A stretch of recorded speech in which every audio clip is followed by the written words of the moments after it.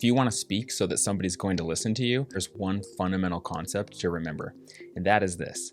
Every human being, and that includes you, and that includes me, has one interest in mind. And that interest is, of course, ourselves. We're always thinking about ourselves. And that's in light of everything that we're doing. We're always interested in me, myself, and I. And so if you want someone else to listen to you, the first thing that you're going to need to do is become a great listener. She gave me a bunch of crap about me not listening to her enough or something. I don't know. I wasn't really paying attention. Stop thinking about what you're going to say while others are talking. Every one of us, while somebody's speaking, we've got something going through our heads. In fact, right now, I guarantee as I'm speaking to you, there is some voice going on in your head, and you're having thoughts, trying to translate what I'm saying, thinking about your reactions to it, your responses to it, whether you agree with me, disagree with me, like me, hate me, all of those things. Being a great listener is going to start with quieting that down in your mind and just focusing on paying attention to what the other individual is saying. There was a study done in the 60s, actually 2 studies, and they came to the conclusion that as far as communicating goes, there are 3 major places that we as humans search for understanding and communication. One of those is the words that we're saying. That's about 7% of communication. The other one is the tone in which we're expressing it, because the tone delivers a completely different message from whatever it is that we're trying to say. The final piece of the communication puzzle are expressions, our nonverbal communication. If you look at my face, you can see that the way that I portray things and the way that I say things can mean something completely different. Listening to someone involves all 3 of these cues: their words, the tones that they're delivering it in, and then the expressions, the nonverbal communication. All 3 of these come together in an effort to try and understand someone, to truly listen, to quiet your mind, and to focus. Step 2, people are emotional first and they're logical second. A famous psychologist and also an economist named Daniel Kahneman has done some studies, and he actually won a Nobel Prize for these studies, where he came to the understanding that the first way that we react to any situation is emotionally first, and second, we react with our logic. And so the first thing that I'm going to do is I'm going to put up an emotional wall of safety where I don't have to feel threatened by what it is you're doing or saying. In order for you to reach me, we need to get that wall to lower down. And that wall is completely emotional.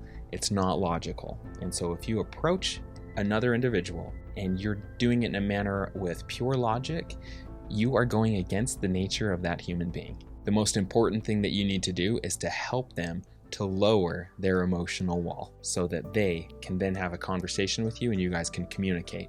And the answer of how to do this is actually quite simple. And that is remembering that every single human being wants to be seen, heard, and understood.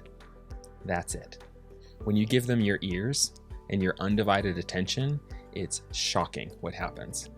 Their wall starts lowering down, and all of a sudden you see a side of them that they'll say things like, I never usually tell people things like this, or I can't believe I'm explaining these things to you, or I've never shared this with anyone.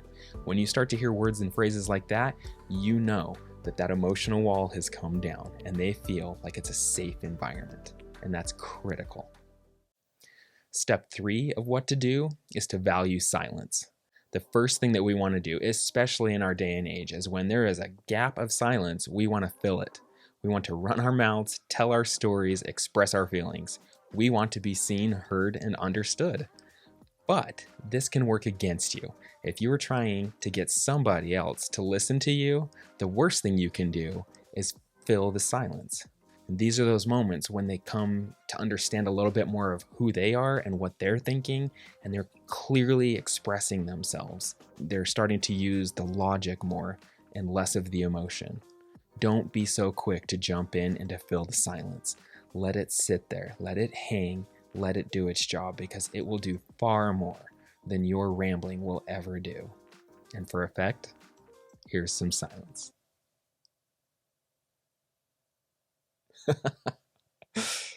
So the moment's arrived now where it's finally your turn to talk. You're going to find that moment in the conversation where they've been talking the whole time, and all of a sudden it comes to them, this feeling of natural reciprocity. They recognize, oh wait, I've done nothing but talk the whole time and you've just been silent. Here's 3 steps on what to do. Step 1, Don't verbally vomit. You've been waiting this whole time. Like I said, it could have been hours. I have had conversations with people where they just talked for hours and I only said a few words. And it's tough. And when the moment came for me to speak, I just wanted to gush and say so much. But don't go there. The one thing that got you to this point is remembering that not everything is about you. Everything is not about you. Whatever it is that you have to say, keep it short and keep it simple, because they're not here to hear your lecture series or to view your PowerPoint on whatever the subject may be. Keep it short and keep it brief. That's going to take you far. Step 2 is to speak with integrity. This means don't gossip, don't lie, don't exaggerate, and don't speak your opinions as though they're fact. All of this stuff is in the same category, the same canister called your ego. Every one of them has an agenda, and that is to elevate you in someone else's eyes, to make you appear to be something good, great, amazing, incredible. And again, all you're doing in those situations is turning it from being about them to being about you again. And that's going to shut them down so hard and so fast, which is not in your best interest. If you want them to listen to you, you need to not gossip. You need to not exaggerate and tell big fish stories. You need to tell the truth. And if that means I don't know or I'm not sure, that's okay. Just be honest about it. And finally, don't speak your opinions as though they're fact. We all think we know so much. The truth of it, as Socrates once said, is there is only one thing that I truly know, and that is that I know nothing. Coming to really accept that is going to open people up to you. Number 3, be yourself. Trying to manage other people's reactions or their responses in your conversations as you're talking, or trying to be nice through it, isn't really what people are looking for. That's not what we want in our interactions or our connections with others. What we really want is authenticity. We want someone who's genuine and someone who's real with us. If you think about a good friend or someone you look up to, a mentor or an advisor, someone that you really trust and admire, that person has the ability to be authentic and to be genuine with you. And that means that they say what they're actually thinking. They are themselves.